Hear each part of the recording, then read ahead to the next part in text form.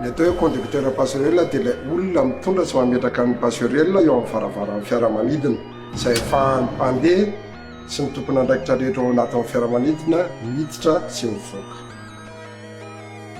Ny fitondrana passerelle dia asa vaovao niforona teto Madagasikara nanomboka ny sokafa ny iserana mpiara-manidina vaovao 5 mianadahy izahay no manao izany asa izany amin'izao fotoana.